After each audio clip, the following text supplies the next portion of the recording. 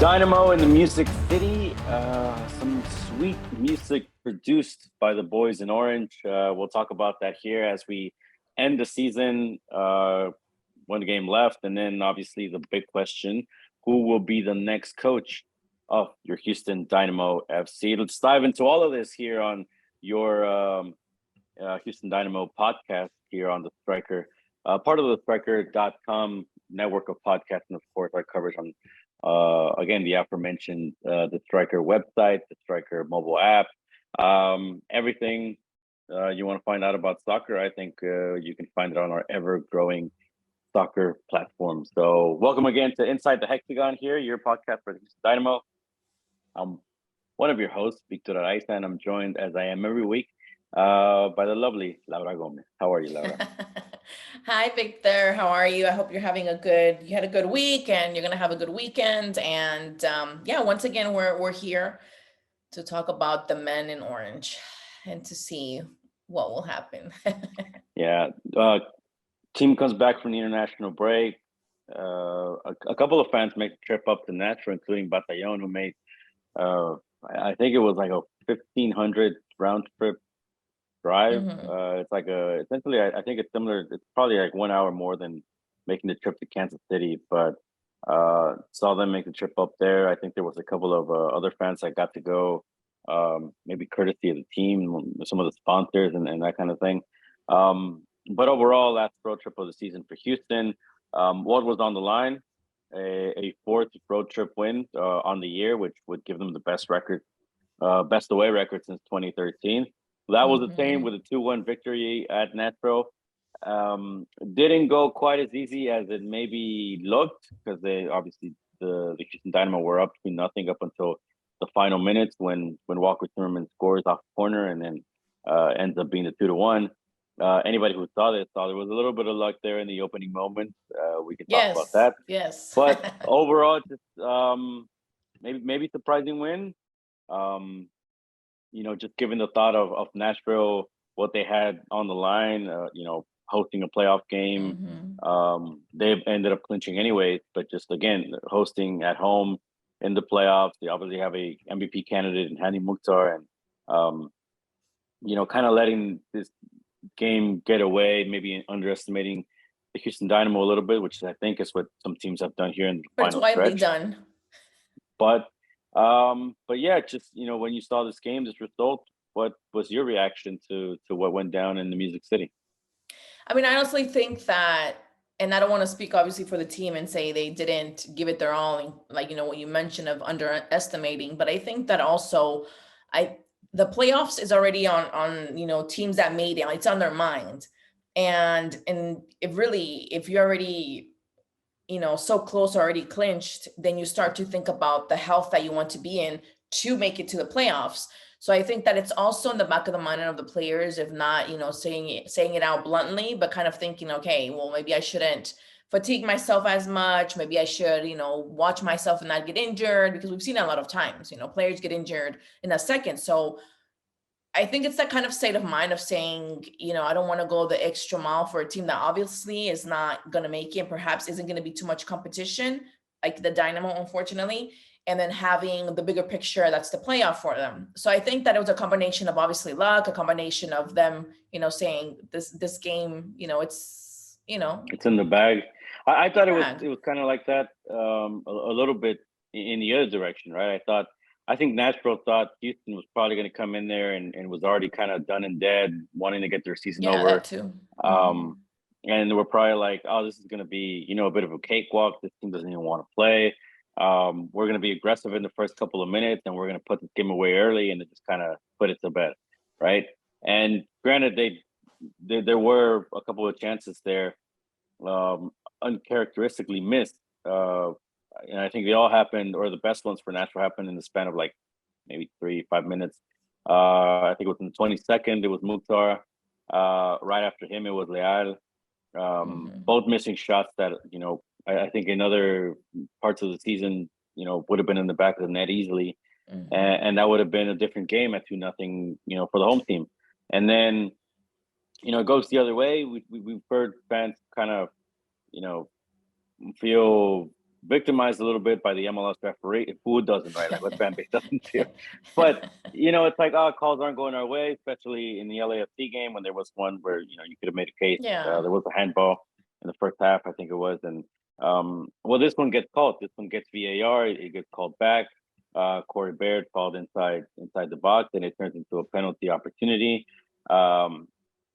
Ferreira ends up taking it. I think Fafo Pico was kind of trying to take that penalty there, and maybe comes over to talk to Kenny Bundy. After the game, the coach kind of said, "There's no situation there. That was his kick, and obviously he made it, right?" So Ferreira with the goal in the first half, we put this game up 1-0. That was in the 30th minute. 11 goals on the season. I think that was the one that matched the likes of Brian Chang, Dwayne De Rosario, Papa Pico, as we mentioned, as guys who had scored 11 goals in the first season with the team. So obviously, kind of good first year for Ferreira, and kind of matches him with other guys that have done it previously here in Houston. I think different eras, right? There was Ario and Chang obviously doing it in 06, and then Papa doing it last year. When the team didn't exactly make the playoffs. So, but kind of Nashville gets, I believe, another chance the other way. It doesn't go in. Now the Dynamo are a little bit farther back with the 1-0 lead. Go a little bit on the counter. Guess who? Boy, Larin Quintero, right? Good on the breakaway. I was almost thinking, man, he didn't get this one off in time, right? The defender's catching up to him. And no, just a little bit of space is all he needed. Gets it over to Ferreira. Ferreira's 1-on-1 with Joe Willis. And like a good goal scorer, just, patient, takes some time, doesn't rush it, and boom, puts in the back of the net. 2-0. And I think at that point, even though it was 2-0, it kind of felt like Houston, if they'd managed this game out, was going to be able to get out with the win. And yeah, lo and behold, take away, some moments in the end of the game. Tina Chadebe getting red carded, right, or gets a double yellow. Obviously, Houston afterwards with 10, defending a corner. Again, we mentioned Zimmerman scoring. Good victory. Besides that ending moment, it's just, we've talked about it. It's a feel good for the the away record for the end of the season. Obviously for Bundy, who looks like he could be finishing off here with a winning record in these last 5 games. And I think there's talk now, right, about, and we've mentioned this in prior episodes about how much to take out of these games, how much of a case does Bundy have to be the head coach. We'll get a little bit into that, but just it is hard to kind of take a lot of positives, or is it? Do you think it is? I think in the sense of this games don't mean anything as far as the playoff race, because they've been eliminated. There's too many factors here, right? Like some players are playing for contracts. It's almost like too little too late, right? We mentioned about how the Dynamo have gotten underestimated. I think in it, maybe there is a little bit of an unknown with a new head coach about the strategy. I think the Dynamo does look more prepared under Kenny Bundy. That's one thing you can take away. There's different demeanor. But there's just a lot of things to play here. It's not to dampen the mood. I just think, it's great to see, but it's also, take it with a grain of salt, this ending stretch. Yeah, and even with this game, I think that there was a lot of moments that the Dynamo, you could put it either way. Depends who you're following. You can say that Dynamo was lucky, or you can say that Tennessee was unlucky, because even if you look at like the different I think the Dynamo was lucky early. We mentioned for those chances. I think they were lucky early, but I think sure, better to be lucky than good. No, of course. And not, and like you said, not to take away from what they did, like prior to, let's say, like the first 15, 20 minutes, I think that the rest was earned. But even if you look at some of the stats, it wasn't like, the opposing team wasn't doing anything. Like Nashville was just sitting there and doing nothing, because, I mean, like if you look at the shots, it was like 21 shots, from the rival, and 9 shots. And they were bad. But I think, I do think it was an off night for Nashville. And it was a good. It's almost, again, not to take away. I think it was a good preparation. I think this is the kind of approach that Houston almost had to have had the whole season, right? Against teams that they're But like you said, a little, what is it? A a little too little too late. late. Yeah, and Way late.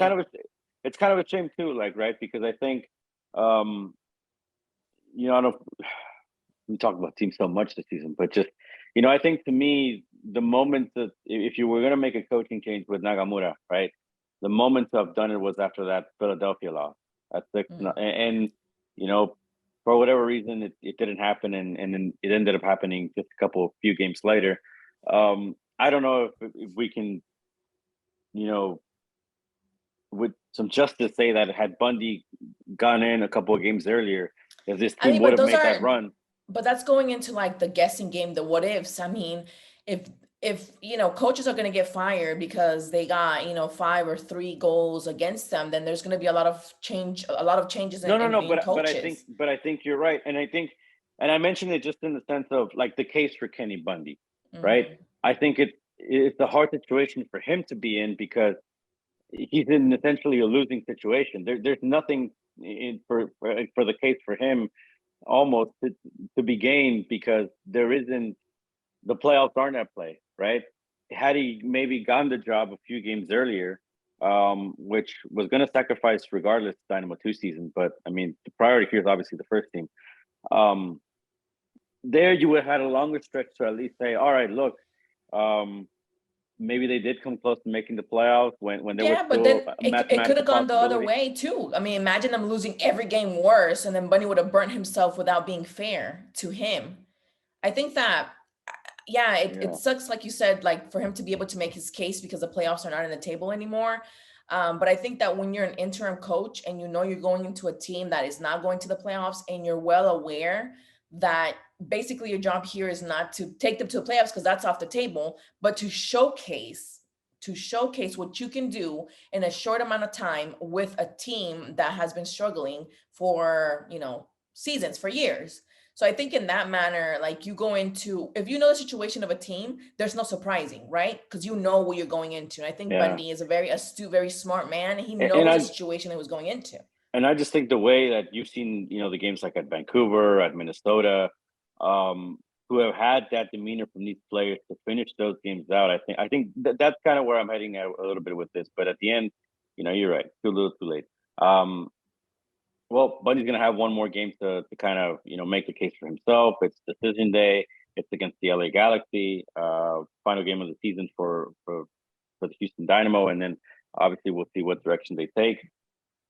Um, Earlier in the week, they had a bit of a celebration um, for the benefit of Dynamo charities. It was actually a pretty nice event. I'm glad actually for these things to come back. I think it was a shame that they got scrapped. What was it? Maybe about 5 years ago. Yeah. When we talk about um, you know, I think it's been well documented. We talk about the team under Women Cabrera and how it was essentially a lot of things, right? Like media interviews, maybe less and less, right? Media opportunities for players, public appearances, all these things kind of, the team being more sheltered off from the public. This was one of the things Mhm. that I thought was actually ashamed to do away with. Whether it was all kind of on the coaching staff or some of the players.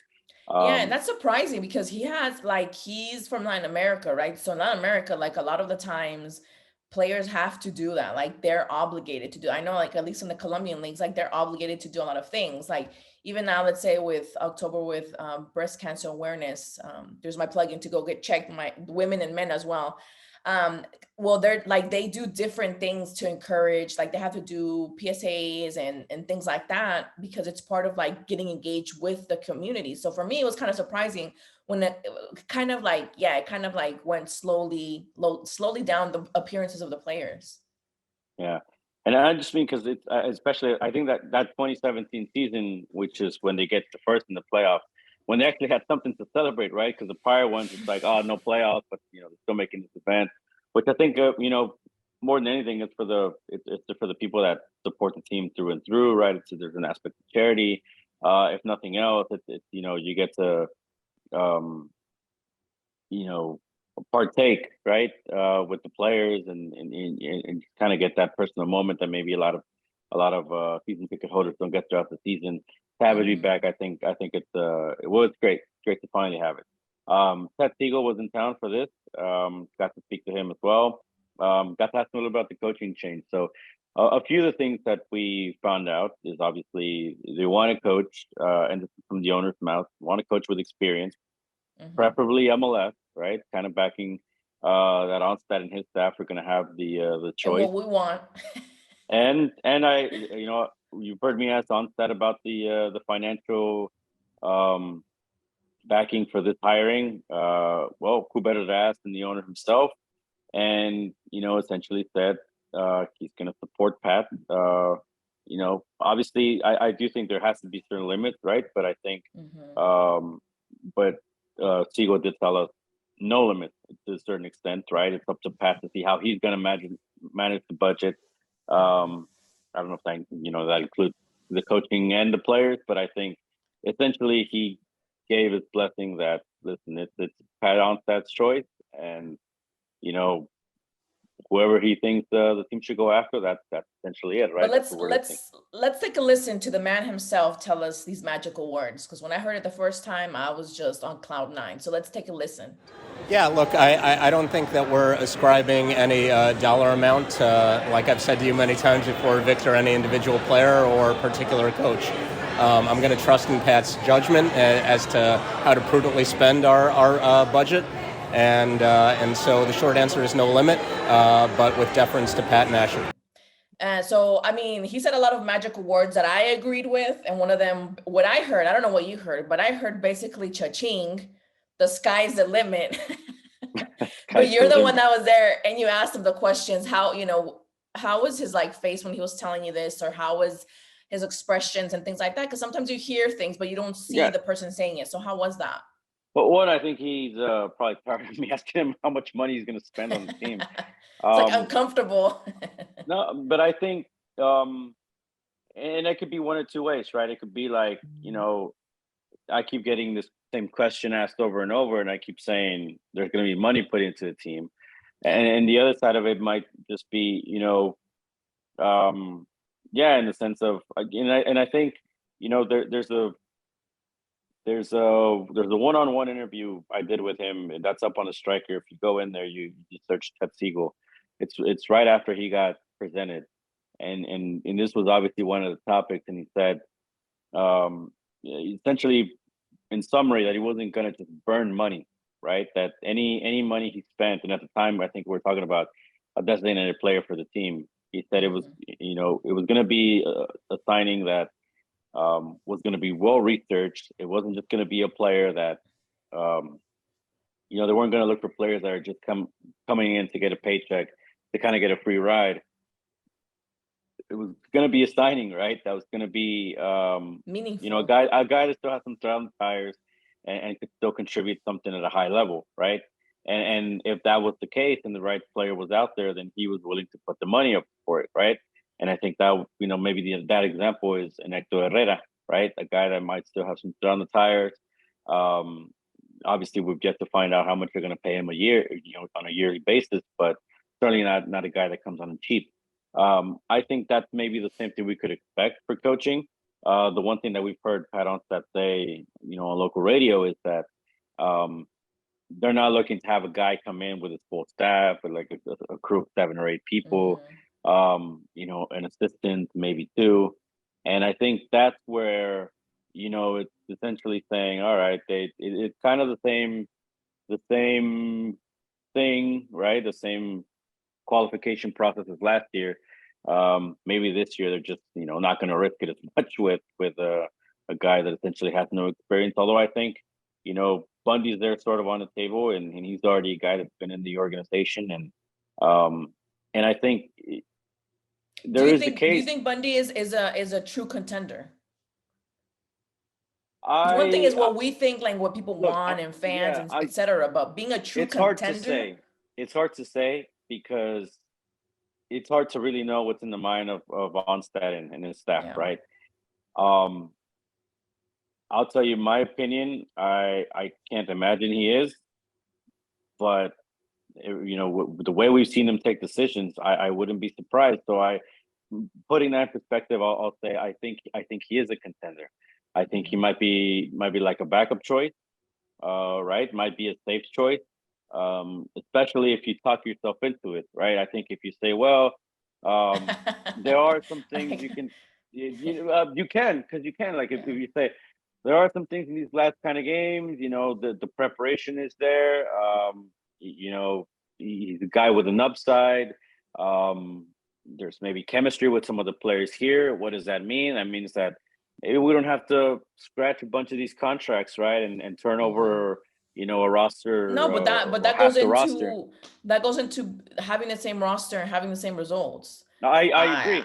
It's agree, madness. but I think that's what I'm saying. If you're cutting it close here on deadlines, and you're thinking, well, you can in your head make a case there, and I think you can talk yourself into it. I don't think I say this again with all due respect. I think it's time for the Houston Dynamo to move, at least for this process, for this choice, to a more experienced choice, a more experienced coach, someone with a big of a name, a guy that garners respect from depending on where he's coached before. That's what I think they should do, and I do think they do need to overload the roster a little bit.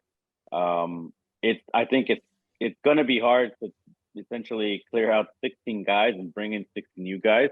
I don't think that's going to be the case. That's why I'm saying I think as they're trimming the list down, and maybe we start seeing some deadlines, maybe they start saying, all right, maybe we keep this guy after all, and maybe we just get rid of 3 guys, 4 guys, and that's where we make the change.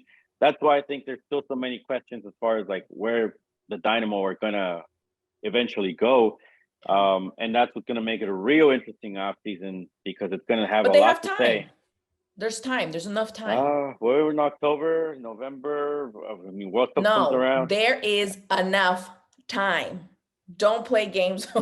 There is enough time, because obviously they knew that something wasn't right with Nagamura, and they took the decision to do it now. So for me, there's no excuse to say that there isn't time to find a coach with if we remember, et cetera, et cetera. If we remember, and granted, you're right. The season ended a little bit later, but I think at this point now they got maybe a month or so, of leeway on the previous hire. I think there's going to be more candidates, right? That the season comes, especially depending on who loses this weekend. There might be some guys that are openings that might be options. Once the World Cup comes around, maybe there's a candidate there that but let's remember they didn't announce Nagamura until January, and I mean that was a little bit late to the party. So I think unless they're going to announce somebody here soon. I say that there's time, and I think that they need to again no disrespect to Bundy. I think that he's done a great job with that Dynamo too, and hopefully he'll get the opportunity with another MLS team, but not the Dynamo. Do you think they're going to pick somebody before November, before the World Cup? Come on, be serious. No, but that's what I'm saying, because otherwise, are you going to announce a coach during the World Cup? Essentially, I mean, how that's to me. I'm trying to think. All right, so because the coach has to be in place, I would think by December, or around there. Maybe that's going to be the Christmas gift. Maybe that's going to be the Christmas gift to the city of Houston, that they're gonna there's going to be a new coach. I think again, to answer my own question, I think that Bundy will eventually be a contender. Maybe in 2 years, or he leaves the organization or whatever. But I don't think that he should be a contender now, because it's going to go back into the same circle of having coaches that have potential and they get burned too. It's not fair. I don't think Nagamura deserved to be burned. I don't think that, the ones prior to, it's just a lot for a coach that doesn't have the MLS experience, and to jump into a team. And the other thing too, is I think they are going to get no's from certain people, because I think even the top candidates, they're going to say, well, what are you offering me? Well, you can bring 1-2 assistants and we kind of want to see what I you think would do that's going with to this change. roster. I honestly And think that the Dynamo's going to have to bend in some things.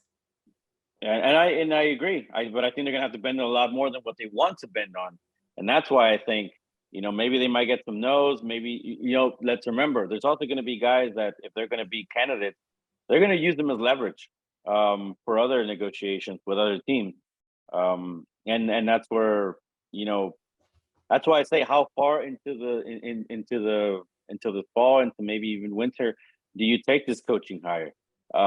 Because I think And you know what? theoretically.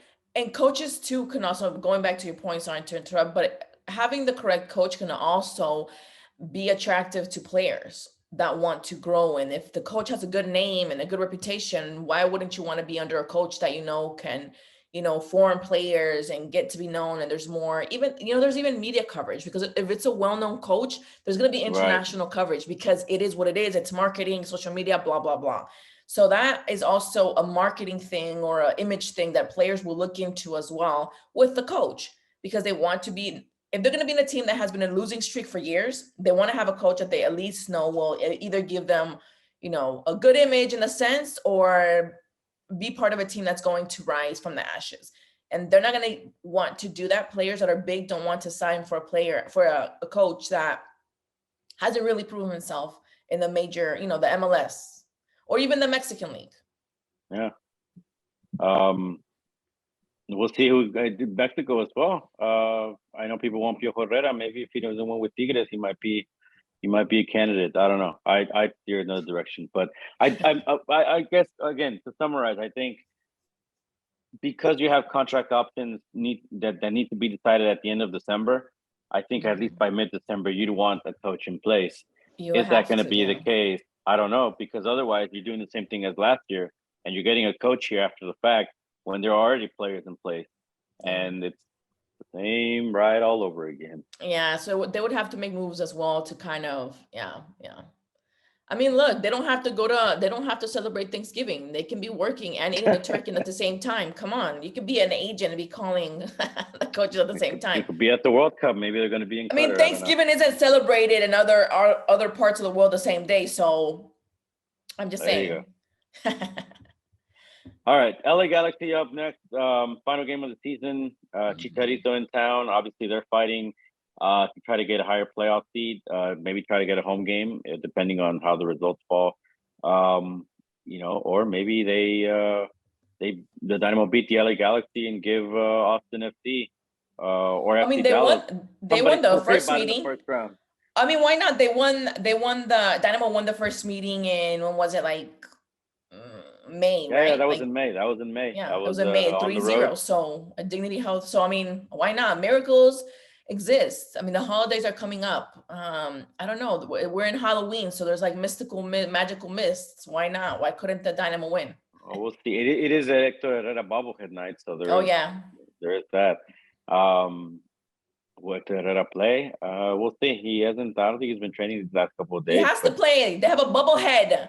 Well, he has to play. And he did. Under the radar, we missed it on the highlights, but Hector Herrera did come back for the Nashville game, came off the bench, helped manage that game, came on for a switch for Darwin Quintero as the midfield changed a little bit. So, and I would say the last game that he has to prepare before he heads off to the World Cup. Reports out of Mexico have stated that Herrera's heading to Mexico next week, so this will be the last time we see him here in Houston, I think, up until November. So he'll report to Mexico City and start training for the World Cup and see what Mexico does. The only representative, I think, of Houston in the FIFA World Cup. So good luck to him, and we'll see what he does in this last game. Hector Herrera bobblehead night. Are you getting one? I do want to get one because I have a couple others. So I kind of want to continue my little collection and eventually have all the ones that there's out there. Yeah, I kind of want to go to just as a fan, because they're also going to have like the mariachi, what's like a mariachi battle, I think, that they said they were going to have. Yeah, and then the winner of I think they're going to do it before like pregame, and whoever they win the battle, they're going to perform in the halftime. Which is what I have understood, but I don't know. Maybe I'm spoiling like a surprise for our listeners, but FYI. By the way, another Mexican player, Maria Sanchez, on her bobblehead night scored a hell of a goal at the dash. So Yes. maybe Araiza does that here. Yeah, wow. So end of the season. Obviously, we'll be back to recap some of this next week. Get a little more into the off season, see what's up there, see how far maybe there's an update in the coaching change. But yeah, last Dynamo game of the season. I know it's been a tough season, I think, for ourselves and our listeners too, and you know, the fans. But I think that all in all, I think there's been good changes that have taken a while to get here, but I think that perhaps they're gonna get there. I'm gonna leave in a good note this podcast. I don't know about the next podcast. We'll see. We'll see what happens. All right, and then obviously new seats next season. At Victor Araiza on Twitter. That's where you can, contact me, questions, anything you want for the next show. At Laura Gomez News, at the Striker News.